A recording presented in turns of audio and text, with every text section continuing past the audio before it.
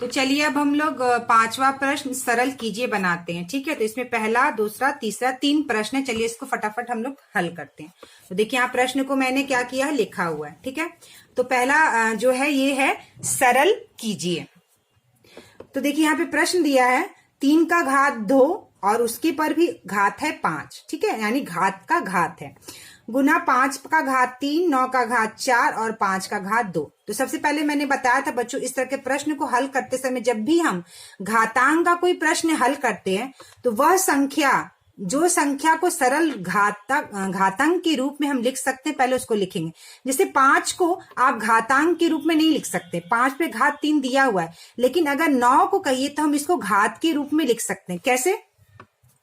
9 को हम घात के रूप में कैसे लिख सकते हैं बच्चों? 3 गुना 3, 3 तिरिका, पहले इसका हमने गुणनखंड किया। क्या किया बच्चों? इसका हमने गुणनखंड किया। पहले हमने इसका गुणनखंड किया, 3 गुना 3 बराबर 9, और 3 गुना 3 को हम क्या लिख सकते हैं? 3 टू द पावर 2। ठीक है, यानी 9 को हम घातांक के रूप में 3 टू द पावर 2 लिख सकते हैं। ठीक है बच्चों, 9 को क्या कर सकते हैं हम? 3 टू द पावर 2 के रूप में लिख सकते हैं। तो इस तरह से जब भी हम किसी प्रश्न को हल करेंगे तो उस संख्या को, जो संख्या को हम घातांक रूप में लिख सकते हैं, वो हम पहले इसको लिख लेंगे। तो चलिए इसको क्या करते हैं, 3 टू द पावर 2 पे घात 5 गुना 5 पे घात 3, जैसे ऊपर का दिया वैसा का वैसा हम लिख लेंगे। इसके बाद इस 9 को हम घातांक के रूप में लिखेंगे, 3 टू द पावर 2 और उस पे घात है 4। ठीक है, यानी 4 जो घात है वो घात रहेगा, और 9 को हम 3 पे स्क्वायर इस तरह से लिखेंगे। ठीक है, गुना 5 टू द पावर 2।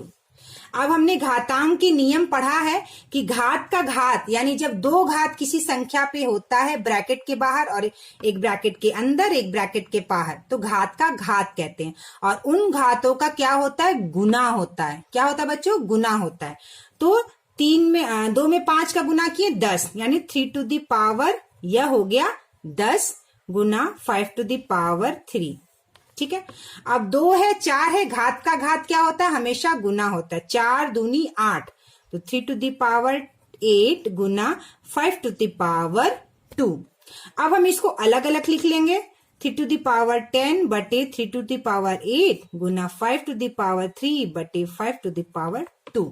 यानी कि जो आधार समान है उस घातांक वाले संख्या को अलग, और जिसका आधार समान है उधर उसको हम अलग अलग लिखें। यानी 3 आधार एक जगह लिख लिया, और ऊपर का 5 आधार, नीचे का 5 आधार हमने एक जगह लिख लिया। अब हमको पता है बच्चों कि जब हम घात का, जब 2 घात समान होते हैं, जब 2 आधार समान होते हैं और जब हमें घातांक रूप में दिया होता है, तो उसका जब विभाजन करते हैं तो ऊपर वाले घात में से नीचे वाले घात को माइनस करते हैं। तो हम यहाँ लिखेंगे 3 टू द पावर 10 माइनस 8। इस 10 में से इस 8 के घात को माइनस कर देंगे। ये गुना का साइन है तो गुना का साइन जैसा का वैसा रहेगा। 5 टू द पावर 3 है तो ऊपर वाला घात 3 है और नीचे वाला घात 2 है, तो 3 माइनस 2 करेंगे। ठीक है, तो 10 में से 2 गया, 8 गया, ये हो गया 2, और 5 में से 3 में से 2 गया, हो गया 1। ठीक है, तो जिस पर कोई घात नहीं होता तो उस घात को 1 नहीं भी लिखते हैं। ठीक है, तो 3 गुना 3, 3 का गुना कितने बार है? 3 का गुना 3 से 2 बार है, 3 गुना 3 गुना 5। ठीक है, तो 3 तिरिका 9, 9 पची 45। ठीक है, तो यह हो गया हमारा उत्तर। कितना उत्तर आ गया बच्चों? हमारा 45। सरल किए तो हमारा उत्तर कितना आया? 45। तो यह प्रश्न आपका ये हुआ। तो चलिए अब इसका दूसरा प्रश्न है, 9 का घात 2, 3 का घात 2 गुना 1 का घात 8 बटे 3 का घात 7 गुना 1 का घात 3। तो हम लोग चलिए इसको हल करते हैं। तो चलिए हम लोग देखते हैं इसको किस प्रकार से हम हल करेंगे। तो हल करके क्या करना है बच्चों? हमको सरल करना है। तो मैंने 9 का बताया कि यहाँ पे भी फिर देखिए 9 संख्या दी हुई है, तो क्या करेंगे बच्चों? हम लोग 9 को हम लोग लिख सकते हैं गुणनखंड 3 गुना 3 और 3 टू द पावर स्क्वायर हम लिख सकते हैं ना। तो हम क्या करेंगे, 9 की जगह क्या लिखेंगे? 3 टू द पावर स्क्वायर लिखेंगे। तो 9 की जगह हमने क्या लिखा बच्चों? सॉरी,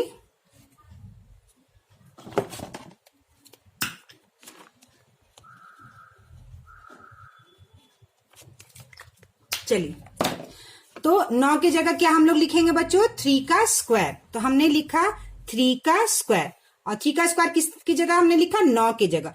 और जो इसका ऊपर का घात 2 है वह वैसा का वैसा ही रहेगा, ठीक है।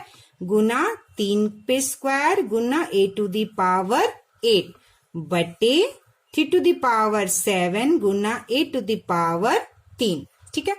अब क्या करेंगे? घात का घात जब होता है तो हमेशा घात का गुना होता है। तो हम क्या करेंगे? 2 दूनी 4, तो 3 टू द पावर 4 गुना 3 टू द पावर 2 गुना a टू द पावर 8 बटे 3 टू द पावर 7 गुना a टू द पावर 3। अब हम क्या करेंगे? आधार 3, ये आधार 3 समान है, तो जब आधार समान होता है, घातांकीय रूप में जब संख्या होती है और उसे जब गुना करना होता है उसके घात जुड़ जाते हैं, तो हम इसको जोड़ देंगे। तो 3 टू द पावर 4 प्लस 2 यानी ये 4 और ये 2 जोड़ दिए, और 3 आधार का उन दोनों का समान है तो हमने एक ही आधार लिखना है, ठीक है। गुना a टू द पावर 8 बटे 3 टू द पावर 7 गुना a टू द पावर 3, ठीक है। अब हम इसको लिखेंगे 3 में 4 और 2 कितना हो गया बच्चों? 4 और 2 जुड़कर कितना हो गया बच्चों आपका? ये हो गया 6। 3 to the power 6 into a to the power 8 बटे 3 to the power 7 into a to the power 3, ठीक है। अब देखिए, आधार आधार एक जगह कर लेंगे, यानी 3 टू द पावर 6 और 3 टू द पावर 7 एक जगह कर लिया, गुना a टू द पावर 8 बटे a टू द पावर 3 हमने एक जगह कर लिया, ठीक है। तो जब दो आधार समान होते घातांक के रूप में, उसका जब विभाजन करना होता है तो हम क्या करते हैं? ऊपर वाले घात में से नीचे वाले घात को माइनस करते हैं, ना कि बड़े वाले घात में से छोटे वाले घात को माइनस नहीं करना होता है। हमेशा इस बात को याद रखिएगा, ऊपर वाले घात में से नीचे वाले घात को हम घटाते हैं।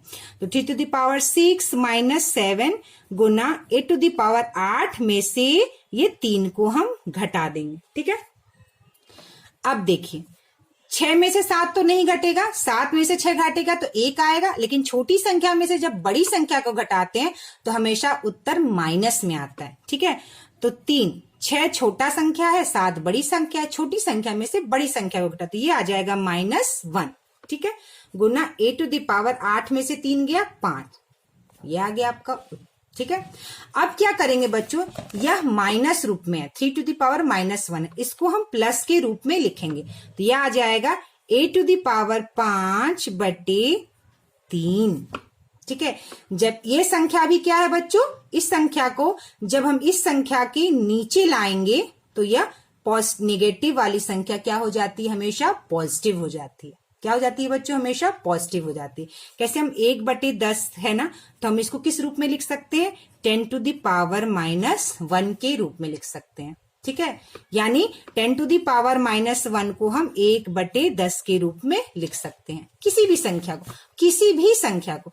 जैसे 1/2 है तो हम इसको 2 टू द पावर -1 लिखेंगे, और 2 टू द पावर -1 है तो हम उसको 1/2 लिखेंगे, ठीक है। उसी तरह से 3 टू द पावर -1 है तो हम इसको 1/3 के रूप में इस तरह से लिखेंगे। तो 3 टू द पावर -1 को हम अगर 1/3 के रूप में लिखें और गुना a टू द पावर 5 करेंगे तो क्या हो जाएगा? 1 गुना a टू द पावर 5/3 हो जाएगा, और ये हो जाएगा a टू द पावर 5/3, ठीक है। तो यह आ गया आपका उत्तर a टू द पावर 5/3। तो चलिए, पांचवा का लास्ट प्रश्न है हमारा, 3 to the power 5 into 10 to the power 5 into 25 बटे 5 to the power 7 into 6 to the power 5। तो लास्ट हमारा ये प्रश्न, चलिए हम लोग इसको करते हैं। तो देखिए बच्चों, मैंने आपको पहले भी बताया है कि किसी भी संख्या को अगर हम घातांकीय रूप में लिख सकते हैं तो पहले उसको घातांकीय रूप में लिखेंगे, और अगर कोई भी संख्या बड़ी संख्या है तो उसको हम छोटी संख्या यानी गुणनखंड के रूप में लिखेंगे। जैसे 10 को हम गुणनखंड के रूप में 2 गुना 5 लिख सकते हैं। तो चलिए हम लोग पहले इस प्रश्न को हल करते हैं, ठीक है। तो देखिए, 3 टू द पावर 5 गुना हम 10 को लिख सकते हैं 2×5=10, ठीक है, यानी 2 गुना 5, ठीक है। 25 को हम लिख सकते हैं 5×5=25, ठीक है, यानी 5 का स्क्वायर, ठीक है। और ये 6 को हम लिख सकते हैं 2 गुना 3, ठीक है, 2×3=6। तो इस तरह से हमने 10 को इसका हम 2 गुना 5 के रूप में लिख सकते हैं, 25 को 5 गुना 5 के रूप में लिख सकते हैं, और इसको 5 का स्क्वायर भी लिख सकते हैं, 6 को 2 गुना 3 के रूप में। तो हमेशा जब भी घातांकीय सवाल को हम सॉल्व करेंगे तो इस तरह से हम इसको गुणनखंड में पहले लिख लेंगे। तो 10 को क्या लिखा हमने बच्चों, 2 गुना 5, तो 10 की जगह हमने लिख दिया 2 गुना 5, और यह जो घात है वह घात बना रहेगा, वैसा का वैसा रहेगा, ठीक है। और 25 को हम क्या लिख देंगे, 5 का स्क्वायर, ठीक है। अब चलिए 5 टू द पावर 7 गुना 6 को हम क्या लिखेंगे, 2 गुना 3, तो 2 गुना 3 टू द पावर 5 हो गया ये। चलिए अब देखिए 2 गुना 5 पूरे का घात 5 है, यानी 2 का भी घात 5 है, 5 का भी घात 5 है, तो हम इसको पूरा खोलकर लिख लेंगे। ब्रैकेट खोलेंगे तो 2 टू द पावर 5 गुना 5 टू द पावर 5, ठीक है। और ये हो गया 5 टू द पावर 2, जो लिखा हुआ हम लिख देंगे। फिर 5 टू द पावर 7 गुना 2 गुना 3 का घात 5 है, मतलब 2 का घात भी 5 है, 3 का घात भी 5 है, तो 2 का घात 5 गुना 3 का घात 5, ठीक है। हमने इसको लिख लिया।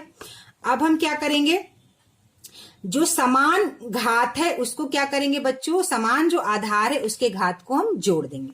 तो 3 टू द पावर 5 गुना 2 टू द पावर 5 गुना, देखिए 5 और 5 आधार समान है और इसका गुना है घात, तो उसके घात क्या होंगे बच्चों, जुड़ जाएंगे।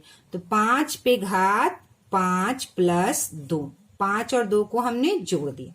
अब हम नीचे लिखेंगे 5 टू द पावर 7 गुना 2 टू द पावर 5 गुना 3 टू द पावर 5, ठीक है। अब क्या करेंगे बच्चों, हम लोग समान आधार वाले को एक जगह लिख लेंगे।